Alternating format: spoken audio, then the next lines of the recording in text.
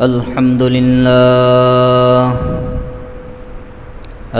لله نحمده ونصلي ونسلم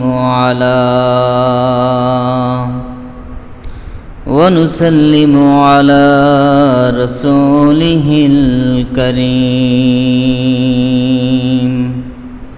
وعلى آله وأصحابه أجمعين أما بعد فقد قال الله تعالى في كلامه المجيد وفرقانه الحميد أعوذ بالله من الشيطان الرجيم بسم الله الرحمن الرحيم يا أيها الذين آمنوا ادخلوا في السلم كافة ولا تتبعوا خطوات الشيطان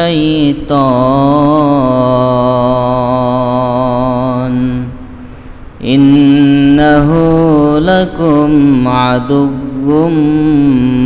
مبين صدق الله العظيم وصدق رسوله النبي الكريم ونحن على ذلك من الشاهدين الشاكرين وقال تعالى في شان حبيبه مخبرا وآمرا إن الله وملائكته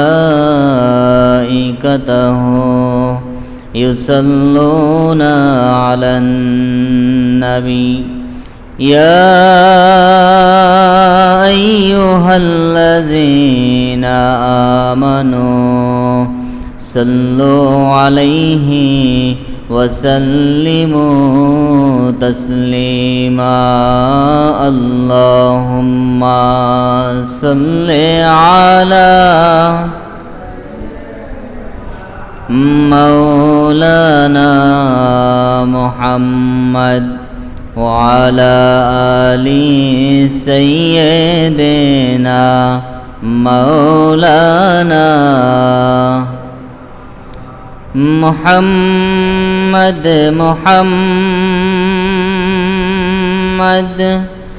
मोमिनों की गुनगुना है दीदारे मोहम्मद आशिकों की तमन्ना है अल्लाहुम्मा सल्ले आला मौलाना मुहम्मद वअला आलि सय्यिदिना मौलाना मुहम्मद ने आकर कुफ्र को मिटाया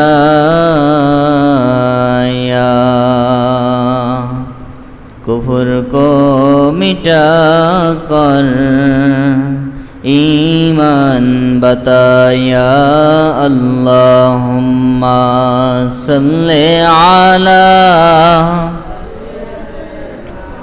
मौलाना मुहम्मद वअला आलि सय्यिदिना मौलाना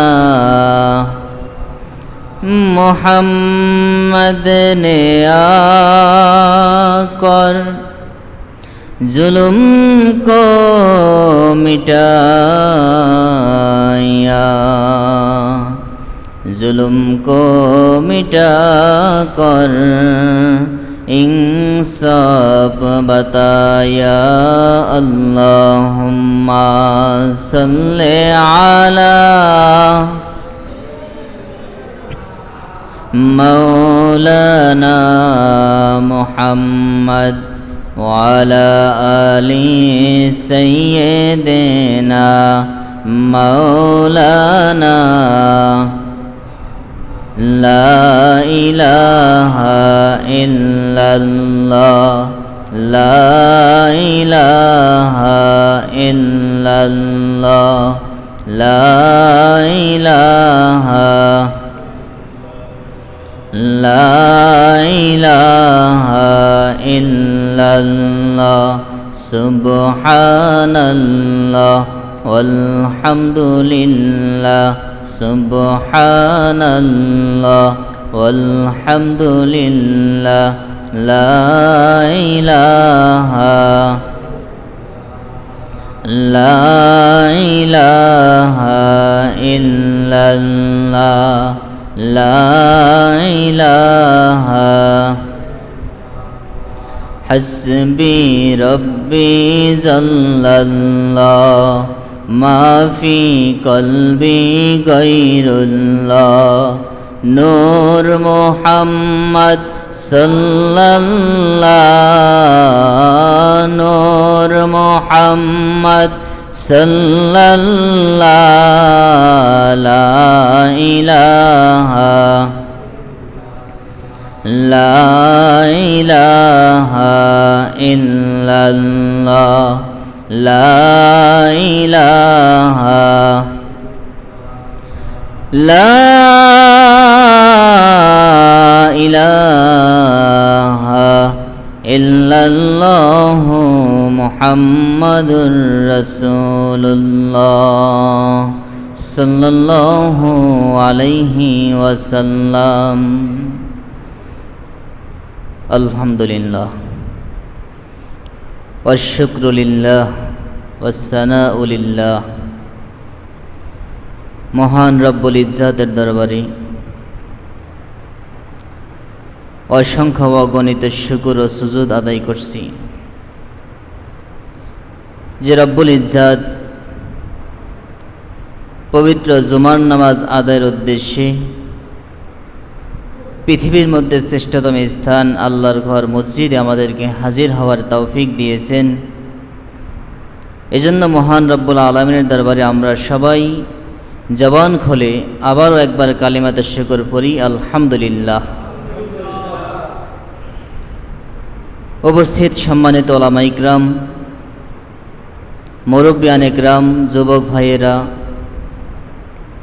সর্বস্তরের দিনদার মুসলমান মুসল্লিয়ান ইকরাম, আজকের খুতবায় আমরা একটি গুরুত্বপূর্ণ বিষয় নিয়ে কিছু কথা বলবো এবং শুনবো। আল্লাহ আমাদের সকলকে কথাগুলো আমলের নিয়তে বলার এবং শোনার তৌফিক দান করুক, বলুন আমিন। সম্মানিত হাজরিন, আজকের আমাদের আলোচ্য বিষয় হলো দ্বীন ইসলাম। দ্বীন ইসলাম কি? আমরা যে মুসলমান, আমরা ইসলাম ধর্ম অনুসরণ করি, আমরা একটা ধর্মের অনুসারী। আমাদের ইসলাম ধর্মটা কি? এই ধর্মটা কিসের সমন্বয়? এটার বিস্তারিত ব্যাখ্যাটা কি? এই বিষয়ে আমরা সংক্ষিপ্ত আলোচনা করব। এর আগেই আমি আপনাদের সম্মুখে পবিত্র কোরআনুল কারীমের সূরাতুল বাকারার একখান আয়াত আপনাদের সামনে তেলাওয়াত করছি। আল্লাহ সুবহানাহু ওয়া তাআলা সূরাতুল বাকারার মধ্যে 208 নম্বর আয়াতে ইরশাদ করেন, আউযু বিল্লাহি মিনাশ শাইতানির রাজিম বিসমিল্লাহির রহমানির রহিম ইয়া আইয়ুহাল্লাযীনা আমানু দুখুলু ফিস-সিলমি কাফা ওয়ালা تتبعوا خطوات الشيطان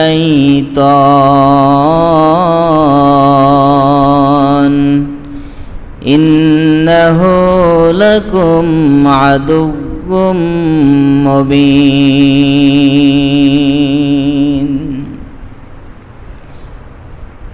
আল্লাহ রাব্বুল আলামিন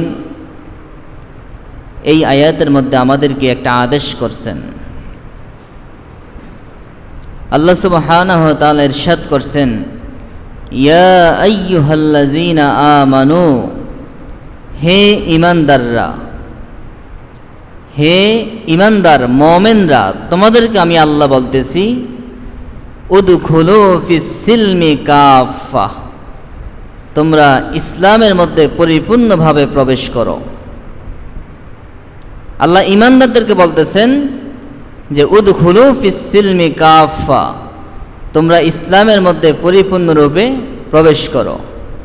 এখানে সিলমুন শব্দের অর্থ কি, এটার ব্যাখ্যা কি? এটার ব্যাখ্যায় তাফসিরে তাবারি সহ 11টা তাফসিরে দেখলাম। প্রায় অধিকাংশ মুফাসসিরিনে কেরামের মত এবং নির্ভরযোগ্য মত হলো এখানে সিলমুন শব্দের দ্বারা উদ্দেশ্য হলো ইসলাম। আর কেউ কেউ এই শব্দের তাফসির করতে গিয়ে তাফসির করেছেন সিলমুন শব্দের দ্বারা উদ্দেশ্য হলো তোয়াহ, আনুগত্য। অধিকাংশ মুফাসসিরিনে কেরামের ব্যাখ্যা হলো, তাফসির হলো, সিলমুন শব্দের দ্বারা উদ্দেশ্য হচ্ছে ইসলাম, ইসলাম ধর্ম। আল্লাহ আদেশ করলেন, হে ঈমানদাররা, তোমরা ইসলাম ধর্মে, ইসলামের মধ্যে পরিপূর্ণরূপে প্রবেশ করো। ওয়ালা তাত্তাবিউ খুতুওয়াতিশ শাইতান, তোমরা শয়তানের পদঙ্ক অনুসরণ করিও না। কারণ কি? ইন্নাহু লাকুম আদুউম মুবিন, নিশ্চয় শয়তান তোমাদের প্রকাশ্য শত্রু। অতএব ইসলামের মধ্যে প্রবেশ করো। এই আয়াতের একটা শানে নজুল আছে। শানে নজুল হলো রাসূল পাক সাল্লাল্লাহু আলাইহি সাল্লাম এর কাছে এসে কিছু কাফের তারা ইসলাম গ্রহণ করছে, মুসলমান হয়েছে। এই কাফের থেকে যারা মুসলমান হয়েছে এরা ইসলামের সব বিধানগুলো মানতেছে, কিন্তু এরা উটের গোশত খায় না, মানে উটের গোশতটাকে তারা অপছন্দ করতেছে। বলেন তো, উটের গোশত খাওয়া ইসলামে হালাল না হারাম? কি বলেন, হালাল না? এটা হালাল, কিন্তু এরা উটের গোশত খায় না, মন থেকে এটাকে পছন্দ করতেছে না, অপছন্দ করতেছে। তখন আল্লাহ সুবহানাহু ওয়া তাআলা আয়াত নাজিল করলেন যে ইয়া আইয়ুহাল্লাযীনা আমানু দুখুলু ফিস-সিলমি কাফা, হে মুসলমানরা, তোমরা ইসলামের মধ্যে পরিপূর্ণরূপে প্রবেশ করো। অর্থাৎ ইসলাম যেটাকে হালাল বলছে সেটাকে তুমি হালাল হিসাবে মেনে নাও, যেটাকে হারাম বলছে সেটাকে হারাম হিসাবে মেনে নাও। তোমার মতের দিকে তাকাইয়া, তোমার নিজের চাহিদার দিকে তাকাইয়া ইসলাম যেটাকে হালাল করছে সেটাকে তুমি হারাম বলো না, অথবা যেটাকে ইসলাম হারাম করছে ওটাকে তুমি পছন্দ মতো তুমি ব্যবহার করো না। এই আয়াত নাজিলের পর ওই সাহাবা ইকরাম, ওই মুসলমানরা তারা উটের গোশত খেয়েছে।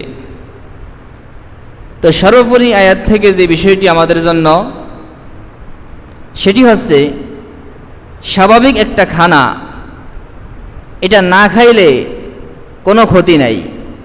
খাইলে যে অনেক সওয়াব হবে এরকম কোনো ফজিলত নাই। কিন্তু যেহেতু তারা অপছন্দ করছে, আল্লাহ যেটাকে হালাল করছে এটাকে যেহেতু অপছন্দ করছে, কেউ ওটার গোশত জীবনে খায় নাই, তার কি ঈমান থাকবে না? কি বলেন, থাকবে কি না? গরুর গোশত জীবনে কেউ খায় নাই, সে মুসলমান থাকবে না? অবশ্যই থাকবে। কিন্তু কেউ যদি ওই হালালটাকে যদি অপছন্দ করে, হালালটাকে যদি কেউ মাকরু মনে করে বা হারাম মনে করে, তাহলে কিন্তু সে আর ঈমান থাকবে না, সে মুসলমান থাকবে না। এজন্য স্বাভাবিক একটা বিষয়কে গুরুত্ব দিয়ে বলা হয়েছে যে তোমরা ইসলামের মধ্যে পরিপূর্ণরূপে প্রবেশ করো, তোমরা পরিপূর্ণ মুসলমান হয়ে যাও। তো এখানে আল্লাহ রাব্বুল আলামিন আদেশ করলেন যে উদখুলু ফিস সিলমি কাফা, তোমরা পরিপূর্ণরূপে ইসলাম গ্রহণ করো, পরিপূর্ণরূপে মুসলমান হও।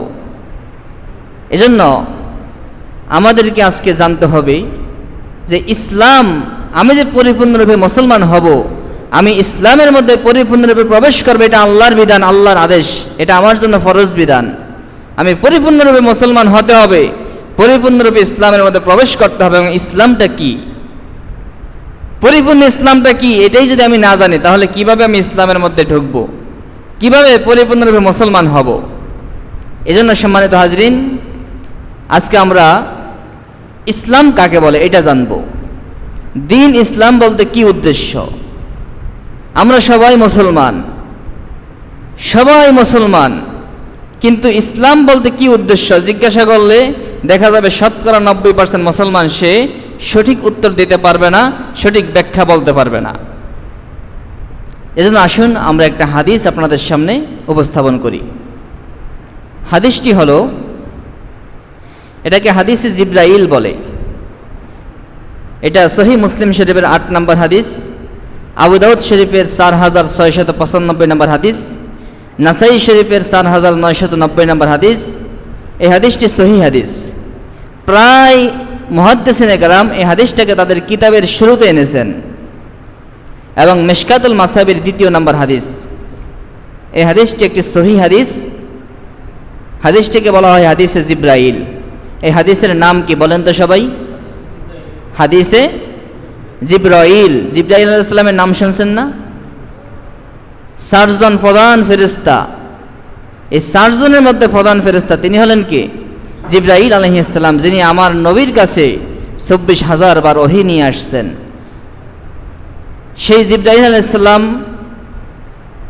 তার সংস্পর্শ এবং তাকে নিয়ে, তাকে কেন্দ্র করে হাদিসটি, এজন্য হাদিসের নামকরণ করা হয়েছে হাদিসে জিব্রাইল। হাদিসটা কি? হযরত ওমর ইবনুল খাত্তাব রাদিয়াল্লাহু তাআলা আনহু হাদিস রওয়ায়াত করছেন। স্বাভাবিকভাবে ওমর ইবনুল খাত্তাব রাদিয়াল্লাহু তাআলা আনহু হাদিস বর্ণনা করেন নাই, এই ভয়ে যে যদি আমার থেকে নবীজির নামে কোনো মিথ্যা হাদিস বর্ণনা হয় তাহলে আমার স্থান হয়ে যাবে জাহান্নাম। কারণ রাসূল পাক সাল্লাল্লাহু আলাইহি ওয়াসাল্লাম ইরশাদ করেছেন, মান কাযিবা আলাইয়া মুতাআম্মিদান ফালিয়াতাবাওয়া মাকআদাহু মিনান নার। যে ব্যক্তি আমি নবীর নামে কোনো মিথ্যা হাদিস বলবে, সে ব্যক্তি নিজের স্থানটাকে জাহান্নামে করে নিল। এই ভয়ে তিনি স্বাভাবিকভাবে সবসময় হাদিস বর্ণনা করেন নাই, একমাত্র ওই হাদিসটাই বর্ণনা করছেন যে হাদিসটার ব্যাপারে তিনি 100% নিশ্চিত ছিলেন। তাহলে এই হাদিসটা বলা যায় সর্বোচ্চ পর্যায়ের হাদিস, এর একটি হলো এই হাদিস। তিনি বর্ণনা করতেছেন, আন ওমর ইবনুল খাত্তাব রাদিয়াল্লাহু আনহু قال, হযরত ওমর ইবনুল খাত্তাব রাদিয়াল্লাহু তাআলা আনহু থেকে বর্ণিত, قال بينما نحن عند رسول الله صلى الله عليه وسلم, তিনি বলেন একদা আমরা রাসূল পাক সাল্লাল্লাহু আলাইহি ওয়াসাল্লামের সামনে বসা ছিলাম। রাসূল পাক সাল্লাল্লাহু আলাইহি ওয়াসাল্লামের মজলিসে তারা বসা ছিল। এরকম বিকেলবেলায় বা সারাদিন বিভিন্ন টাইমে আল্লাহ রাসূল মজলিস করতেন, বসতেন, সাহাবা ইকরামকে দ্বীনের তালিম দিতেন, আর সাহাবা ইকরাম নবীজির চতুর্পাশে বসা থাকতেন। তো ওমর ইবনুল খাত্তাব রাদিয়াল্লাহু তাআলা আনহু তিনি বলতেছেন, বাইনামা নাহনু ইনদা রাসূলিল্লাহি সাল্লাল্লাহু আলাইহি ওয়াসাল্লাম, একদা আমরা রাসূল পাক সাল্লাল্লাহু আলাইহি ওয়াসাল্লামের সামনে বসা ছিলাম। ইজ তলা আলাইনা রাজুলুন, হঠাৎ করে আমাদের সামনে আল্লাহর রাসূলের নিকট একজন ব্যক্তি আসলো। শাদীদু বিয়াদিস সিয়াব, ওই ব্যক্তিটার গায়ের পোশাকটা ধবধবে সাদা। শাদীদু সাওয়াদিস শার, মাথার চুলগুলো কুচকুচে কালো। লা ইউরা আলাইহি আসারুস সাফার, ওই ব্যক্তির গায়ে সফরের কোনো চিহ্ন নাই। দূর থেকে সফর করে আসলে মানুষের চুলগুলো এলোমেলো থাকে, দূর থেকে সফর করে আসলে শরীরের মধ্যে ক্লান্তির ভাব থাকে, গায়ের পোশাকে ময়লা লাগা থাকে। ওমর ইবনুল খাত্তাব রাদিয়াল্লাহু তাআলা আনহু বলতেছেন, লা ইউরা আলাইহি আসারুস সাফার, তার শরীরের মধ্যে সফরের কোনো আলামত নাই। মনে হয় যেন লোকটা এই আমাদের কাছের কোথাও থেকে আসছে, পাশের কোনো বাড়ি থেকে আসছে, কিন্তু লা ইয়ারিফুহু মিন্না আহাদুন, আমাদের মধ্যে কেউ তাকে চিনে না। আশ্চর্যজনক কথা না? লোকটার গায়ে দবদবে সাদা পোশাক, মাথার চুলগুলো কুচকুচে কালো, গায়ে সফরের কোনো চিহ্ন নাই, যে দূর থেকে আসছে এরকম বোঝাই যায় না, মনে হয় যেন পাশের বাড়ি থেকে আসছে, কিন্তু আমাদের মধ্যে কেউ তাকে চিনে না। এবং এসে কি করছে? হাত্তা জালাসা ইলান নবী সাল্লাল্লাহু আলাইহি ওয়াসাল্লাম, রাসূল পাক সাল্লাল্লাহু আলাইহি ওয়াসাল্লামের একেবারে কাছাকাছি এসে সামনে এসে বসে গেছে। নবীজির একেবারে সামনে, মনে করেন এখানে বসা, একবারে সামনে চলে আসছে। ফাসনাদা রুকবাতাইহি লা রুকবাতাইহি, দোজানু হয়ে নামাজের শুরুতে আল্লাহ রাসূল যেখানে বসা, আল্লাহ রাসূলের হাঁটুর সোজা হাঁটু রেখে নামাজের শুরুতে বসে গেছে। ওয়াদা কাফাইহি আলা ফাখিজাই, নামাজের মধ্যে যেভাবে আমরা হাত দুটোকে উরুর উপরে রাখি, সেভাবে তার হাত দুটোকে উরুর উপরে রেখেছে, একেবারে হুবহু নামাজের শুরুতে বসে গেছে। প্রিয় ভাইয়েরা, আমি আপনাদেরকে অনুরোধ করছি, হাদিসটা আপনারা মনোযোগ দিয়ে শোনেন, এটা আপনাদের ইসলামের জন্য বড় শিক্ষা। ওই লোকটা রাসূল পাক সাল্লাল্লাহু আলাইহি সাল্লামের সামনে এসে হাঁটু গেড়ে নামাজের শুরুতে হাঁটুর উপরে হাত রেখে, রানের উপরে হাত রেখে একেবারে রাসূল পাক সাল্লাল্লাহু আলাইহি সাল্লামের সামনে এসে বসে গেছে। সব আশ্চর্যজনক কাজ করতেছে, স্বাভাবিক কোনো কাজ না। যিনি বড় ইমাম রাসূল পাক সাল্লাল্লাহু আলাইহি সাল্লাম, তার সামনে এভাবে এসে স্বাভাবিক বসা, এটা কি মানুষ স্বাভাবিকভাবে নেয়? কেউ বসলো, মানুষ তাকে তো দূরে ঠেলে দেওয়ার কথা, বা ছোট বাচ্চা আসলো, তাকে মানুষ বলে বাবা এটা আদব না, অথবা তুমি কি করছো। কিন্তু লোকটা এসে কেউ চেনে না লোকটাকে, এরকম আজব একটা লোক নবীজির সামনে এসে নবীজির সামনে বসে হাঁটুর উপরে দুইটা হাত দিয়ে এভাবে বসে আছে। ফাকালা ইয়া মুহাম্মদ, আল্লাহ রাসূলকে বললেন, ও নবী মুহাম্মদ, আখবিরনি আনিল ঈমান, আপনি আমাকে ঈমান সম্পর্কে সংবাদ দেন। ঈমান কি? ঈমান কাকে বলে? ঈমান কি? ঈমান কাকে বলে? ঈমান সম্পর্কে আমাকে জানান। ক্বালা রাসূলুল্লাহ সাল্লাল্লাহু আলাইহি ওয়াসাল্লাম, আন তু'মিনা বিল্লাহি ওয়া মালাইকাতিহি ওয়া কুতুবিহি ওয়া রুসুলিহি ওয়াল ইয়াউমিল আখিরি ওয়াল কদরি খাইরিহি ওয়া শাররিহি। রাসূল পাক সাল্লাল্লাহু আলাইহি সাল্লাম ব্যাখ্যা দিলেন, ঈমান হলো আন তু'মিনা বিল্লাহি ওয়া মালাইকাতিহি, তুমি আল্লাহর প্রতি বিশ্বাস করবে, তার ফেরেশতার প্রতি বিশ্বাস করবে, ওয়া কুতুবিহি ওয়া রুসুলিহি, তার কিতাব সমূহের প্রতি, আসমানি কিতাব সমূহের প্রতি বিশ্বাস করবে, ওয়া রুসুলিহি, তার রাসূলদের প্রতি বিশ্বাস করবে, ওয়াল ইয়াউমিল আখিরি, কিয়ামত দিবসের প্রতি বিশ্বাস করবে, ওয়াল কদরি খাইরিহি ওয়া শাররিহি, এবং তাকদীরের ভালো মন্দের উপর বিশ্বাস করবে। এটা হলো ঈমান। ক্বালা সাদাক্তা, লোকটা কয় হ্যাঁ আপনি সত্য কইছেন। জোরে বলেন সুবহানাল্লাহ। ওমর ইবনুল খাত্তাব বলেন ফাআজিবনা লাহু ইয়াসআলুহু ওয়া ইউসাদ্দিকুহু, আমরা এই কথা শুনে আরো বেশি আশ্চর্যান্বিত হয়েছি যে লোকটা প্রশ্ন করলেন, নিজে কেমন যেন নিজে কিছুই জানেন না, মূর্খের মতো অজ্ঞের মতো প্রশ্ন করছেন, আবার নিজেই বলতেছেন হ সত্য বলছেন, হাসা কথা কইছেন। তাহলে প্রশ্ন করলেন অজ্ঞের মতো, আবার সত্যায়ন করতেছেন, মনে হয় তিনি নিজেই বড় অভিজ্ঞ, নিজেই জানতেছিলেন ঈমান কাকে বলে। নবীজি যখন ঈমানের ব্যাখ্যা দিলেন তখন তিনি বললেন হ্যাঁ আপনি সত্য বলছেন। ওমর ইবনুল খাত্তাব বলেন এই কথা শুনে আমরা সবাই আরো বেশি আশ্চর্যিত হয়ে গেছি, কিন্তু লোকটা কি? লোকটার তো কোনো বুঝতেছি না, ঘটনা কি, লোকটা কি? আবার প্রশ্ন করছে। এক নম্বর প্রশ্ন করছে কি? ঈমান কাকে বলে। এক নম্বর প্রশ্ন কি ছিল? ঈমান কাকে বলে। নবীজি ঈমানের ব্যাখ্যা দিলেন যে ঈমান হলো আন তুমিনা বিল্লাহি ওয়া মালাইকাতিহি ওয়া কুতুবিহি ওয়া রাসূলিহি ওয়াল ইয়াউমিল আখিরি ওয়াল কদরি খাইরিহি ওয়া শাররিহি, আল্লাহর প্রতি বিশ্বাস স্থাপন করা, আল্লাহর ফেরেশতার প্রতি বিশ্বাস স্থাপন করা, আল্লাহর কিতাব সমূহের প্রতি বিশ্বাস স্থাপন করা, আল্লাহর পক্ষ থেকে প্রেরিত রাসূলদের প্রতি বিশ্বাস স্থাপন করা, কিয়ামত দিবসের প্রতি বিশ্বাস স্থাপন করা, এবং তাকদীরের ভালো মন্দের প্রতি বিশ্বাস স্থাপন করা, এটার নাম হলো ঈমান। আবার দ্বিতীয়ত প্রশ্ন করলেন, ক্বালা ফাখিবিরনি আনিল ইসলাম, ও নবী মুহাম্মদ আমাকে একটু বলেন, আমাকে একটু জানিয়ে দেন ইসলাম কাকে বলে। ঈমান তো বুঝলাম, এর নাম ঈমান, ইসলাম কাকে বলে? আল্লাহ নবী বললেন আল ইসলাম আন তাশহাদু আল্লা ইলাহা ইল্লাল্লাহ,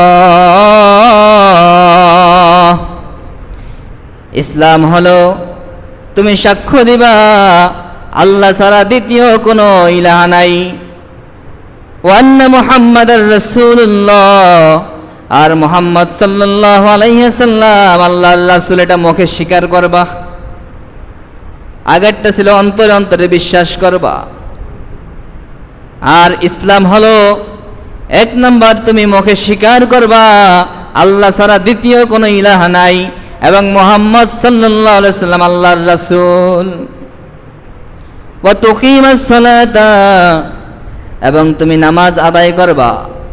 ওয়া তুতিয়াজ যাকাতা, তোমার উপর যাকাত ফরজ হলে যাকাত আদায় করবা। ওয়া তাসুমা রমাদানা, রমজান মাসের রোজা রাখবা।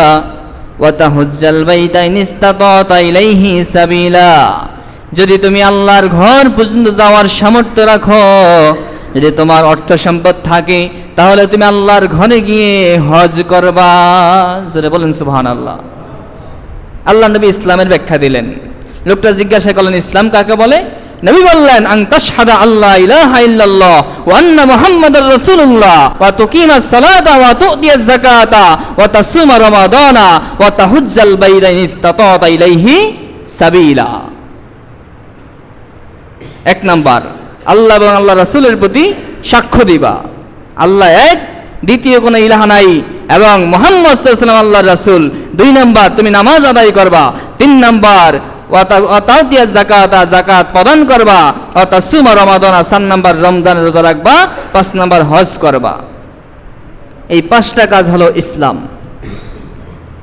অন্য হাদিস আসছে ওমর ইবনুল খাত্তাবের ছেলে আব্দুল্লাহ ইবনে ওমর থেকে বর্ণিত, তিনি বলছেন রাসূল পাক সাল্লাল্লাহু আলাইহি ওয়াসাল্লাম ইরশাদ করেছেন বুনিয়াল ইসলাম আলা খামসিন শাহাদাতি আল্লা ইলাহা ইল্লাল্লাহ ওয়া আন্না মুহাম্মাদান আবদুহু রাসূলুহু ওয়া ইকামিস সালাহ ওয়া ইতাইজ যাকাত ওয়াল হজ্জি ওয়া সাওমি রমাদান। সেই হাদিসে 5টা কথা বলছেন যে ইসলামের ভিত্তি স্থাপন করা হয়েছে 5টা জিনিসের উপর। ইসলামের মূল বেনা 5টি। 1 নাম্বার আল্লাহ এবং আল্লাহ রাসূলের প্রতি সাক্ষ্য দেওয়া যে আল্লাহ এক, দ্বিতীয় কোনো ইলাহ নাই, এবং মুহাম্মদ সাল্লাল্লাহু আলাইহি ওয়াসাল্লাম আল্লাহর বান্দা ও রাসূল। 2 নাম্বার নামাজ আদায় করা, 3 নাম্বার যাকাত প্রদান করা, 4 নাম্বার হজ করা, 5 নাম্বার রোজা রাখা। এই 5টা হলো ইসলামের মূল ভিত্তি, আর এই 5টার উপরেই ভিত্তি স্থাপন করা হয়েছে ইসলামকে। অতএব ইসলাম মানে হলো এই 5টা। কওলা সাদাক্তা, মনে আসেনি কে প্রশ্ন করতেছে? ওই আজীব লোকটা প্রশ্ন করতেছে যে ইসলাম কাকে বলে। নবীজি উত্তর দিছেন, এবারও বলতেছেন হ্যাঁ সাদাক্তা, আপনি সত্য বলছেন। সাদাক্তা মানে কি? সাদাক্তা অর্থ কি? আপনি সত্য বলছেন, যথার্থ বলছেন। ওমর ইবনুল খাত্তাব রাদিয়াল্লাহু তাআলা বলেন ফাআজিবনা লাহু, এবারও আমরা আশ্চর্যান্বিত হয়ে গেলাম, লোকটা কেমন রে ভাই? লোকটা নিজেই প্রশ্ন করতেছে, আবার নিজেই সে সত্যায়ন করতেছে। লোকটা তো খুব আজীব লোক। আবার প্রশ্ন করলেন ফাআখবিরনি আনিল ইহসান, ও নবী মুহাম্মদ এবার আমাকে ইহসান সম্পর্কে জানিয়ে দাও। ইহসান কাকে বলে? ঈমান সম্পর্কে জানলাম, ইসলাম সম্পর্কে জানলাম, এবার বলো ইহসান কাকে বলে? আল্লাহর নবী বললেন আন তা'বুদাল্লাহ কাআন্নাকা তারাহ, তুমি যখন ইবাদত করবা এমন ভাবে ইবাদত করবা কেমন যেন তুমি আল্লাহকে দেখে দেখে ইবাদত করতেছো। জোরে বলেন সুবহানাল্লাহ। তুমি যখন নামাজে দাঁড়াবা এমন ভাবে নামাজে দাঁড়াবা যেন তুমি স্বয়ং আল্লাহকে দেখে দেখে নামাজ পড়তেছো। আন তা'বুদাল্লাহ, তুমি আল্লাহর ইবাদত করবা কাআন্নাকা তারাহু, কেমন যেন তুমি স্বয়ং আল্লাহকে দেখতেছো। এরকম একটা কলব নিয়ে, এরকম একটা আত্মা নিয়ে, এরকম একটা নফস নিয়ে, এরকম একটা দিল নিয়ে ইবাদত করো যেন তুমি আল্লাহকে দেখে দেখে ইবাদত করতেছো। এবার আল্লাহ নবী বলেন ফাইন লাম তাকুন তারাহু, যদি তোমার অবস্থা এমন হয় তুমি আল্লাহকে দেখতেছো না, যে আল্লাহকে দেখে দেখে ইবাদত করতেছো, এটা কল্পনা করতে পারতেছো না, তোমার দিলের অবস্থা খুব খারাপ, তোমার কলবের অবস্থা ভালো না, তোমার কলবের যে পজিশন, তুমি আল্লাহকে দেখে দেখে ইবাদত করতেছো, এই ভয়, এরকম একটা টেন্ডেন্সি তোমার ভিতরে আসতেছে না। কি বলেন? সবার চিন্তাধারা, সবার কল্পনা বা সবার কলব কি একরকম? যদি এরকম হইতো তাহলে সমাজে কোনো চোট থাকতো, বেনামাজি থাকতো, যে সব তো আল্লাহ দেখতেছে, সবাই জানে, কিন্তু দিলে কি সবাই ধারণ করতে পারে? যে আল্লাহকে ভয় করে সেই শুধুমাত্র এই কথাটা অন্তরে ধারণ করতে পারে যে আল্লাহ আমাকে দেখতেছে বা আমি আল্লাহকে দেখতেছি। এই জন্য আল্লাহ রাসূল বললেন ফাইন লাম তাকুন তারাহু, যদি তুমি এই কথাটা কল্পনা করতে না পারো যে আল্লাহকে তুমি দেখতেছ, তাহলে ফাইন্নাহু ইয়ারাক, কমপক্ষে এতটুকু কল্পনা করো যে তোমার আল্লাহ তোমাকে দেখতেছে। জোরে বলেন সুবহানাল্লাহ। কমপক্ষে এতটুকু তো কল্পনা করা যায় যে আল্লাহ আমাকে দেখতেছে। এই দুইটা খেয়াল নিয়ে ইবাদত করা।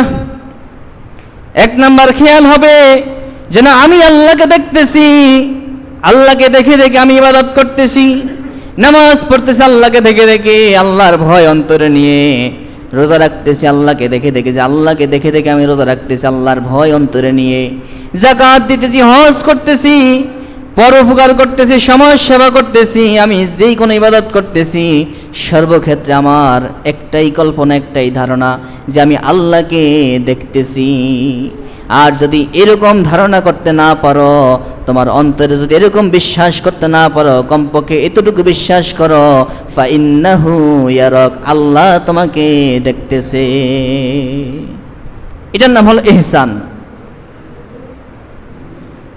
তাহলে তিনি এখানে শিক্ষা দিলেন,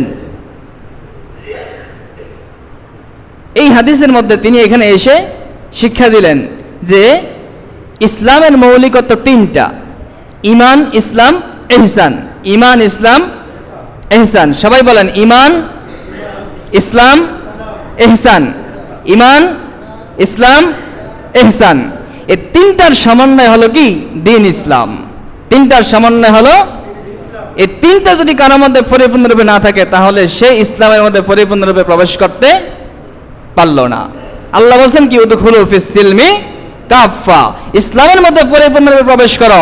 অতএব ইসলামের মধ্যে পরিপূর্ণরূপে প্রবেশ করতে হলে আমার লাগবে কয়টা?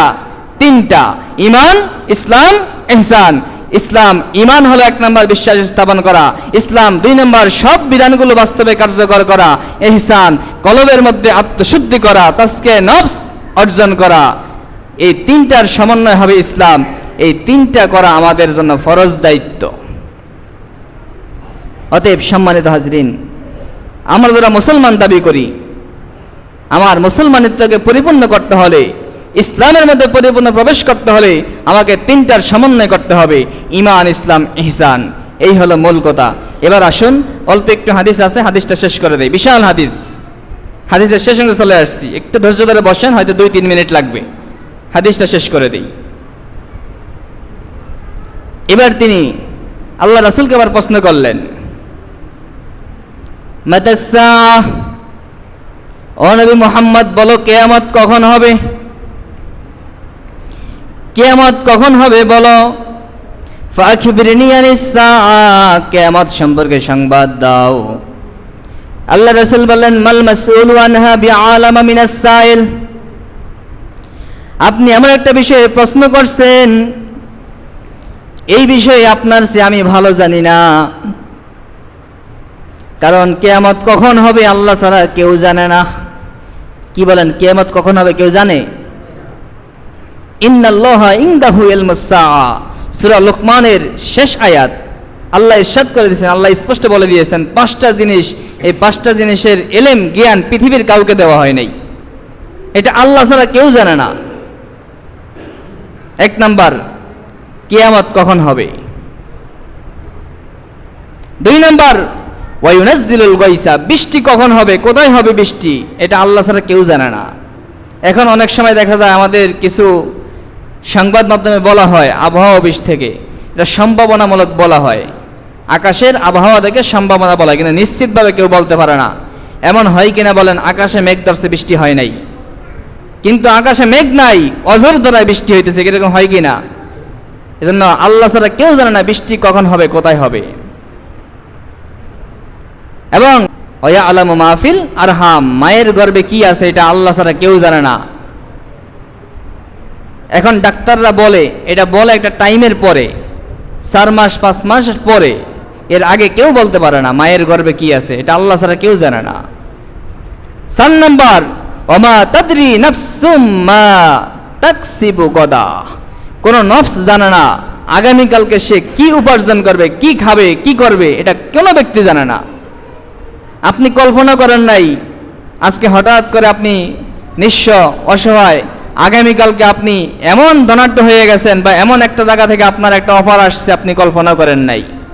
আবার বিশাল ধনী মানুষ, তার সব কিছু ধ্বংস হয়ে গেছে, আগুনে পুড়ে ছাই হয়ে গেছে, এক রাত্রির মধ্যে নিঃস্ব ফকির হয়ে গেছে। কি বলেন, এরকম হয় কিনা? এজন্য আল্লাহ বলছেন, ওমা তাদরি নাফসুম মা তাকসিবু গদা, কোন ব্যক্তি সে আগামীকালকে কি উপার্জন করবে, তার অবস্থা কি হবে, এটা আল্লাহ ছাড়া কেউ জানে না। ওমা তাদরি নাফসুম ফি আইয়ি আরদিন তামুত, কোন ব্যক্তি জানে না সে কোন জমিনে কোন জায়গায় মৃত্যুবরণ করবে, এটাও কোনো ব্যক্তি। বাড়ি এখানে, হঠাৎ অসুস্থ, নিয়ে গেছে ঢাকায়, মৃত্যু হয়েছে ঢাকায়, নিয়ে গেছে সিঙ্গাপুর, মৃত্যু হয়েছে সিঙ্গাপুর। কল্পনা করছে কোনোদিন সিঙ্গাপুর মৃত্যু হবে? এই 5টা ইলম আল্লাহর কাছে। তো জিবরাইল আলাইহিস সালাম প্রশ্ন করলেন যে কিয়ামত কখন হবে, আল্লাহ নবী বললেন এটা আমিও জানি না, আপনিও জানেন না। তখন তিনি বললেন, তাহলে আমাকে ফাআখিবিরনি আন আমারাতিহা, কিয়ামতের কিছু আলামত বলে দেন, যে আলামতগুলো দেখে দেখে কিয়ামত সম্পর্কে সতর্ক থাকা যায়।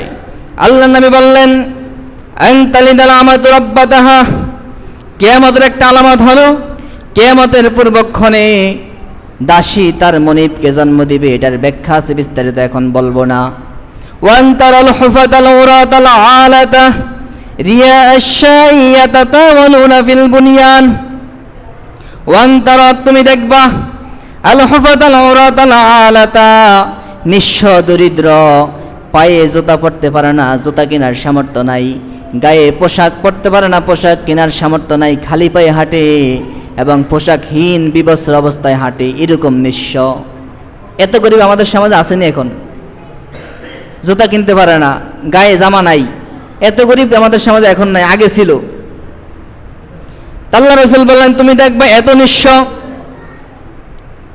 রিয়া আশাহ, ছাগল চড়ায়, বকরি চড়ায়, উদ্দেশ্য হলো একেবারে নিঃস্ব, সমাজের মধ্যে যে সবচেয়ে গরিব, এমন হত গরিব, হত দরিদ্র, তাদেরকে দেখবা ইয়াতাতাওয়ালুনা ফিল বুনিয়ান, তারা উঁচু উঁচু দালান কোটা করবে, বড়লোক হয়ে যাইব। কি বলেন, হইতেছে কিনা? সব গরিবগুলা সব বড়লোক হয়ে যাইব, হইতেছে না?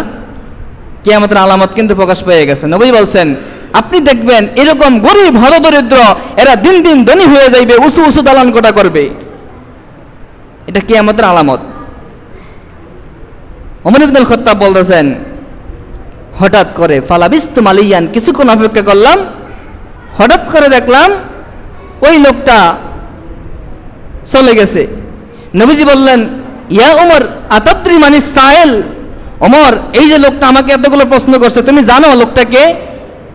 আতাদ্রি, তুমি কি জানো মানিস সাইল, প্রশ্নকারী কে? ওমর ইবনুল খাত্তাব বললেন আল্লাহু রাসূলুহু আলাম, হুজুর আমি চিনি না, আমরা কেউ তাকে চিনি নাই, আমরা জানি না, আল্লাহ এবং আল্লাহর রাসূল ভালো জানেন। তখন আল্লাহর রাসূল বলেন ফাইন্নাহু জিবরাইল, এই লোকটা হলো জিবরাইল আলাইহিস সালাম, আতাকুম ইউআল্লিমাকুম দীনাকুম, তিনি এখানে আসছেন তোমাদেরকে দ্বীন শিক্ষা দিতে।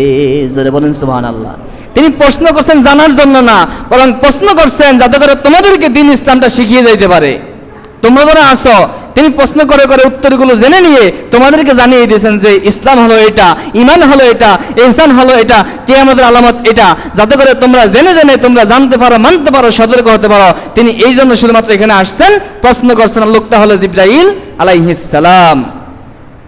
এটা হলো হাদিসে জিবরাইল। যাই হোক সম্মানিত হাজরিন,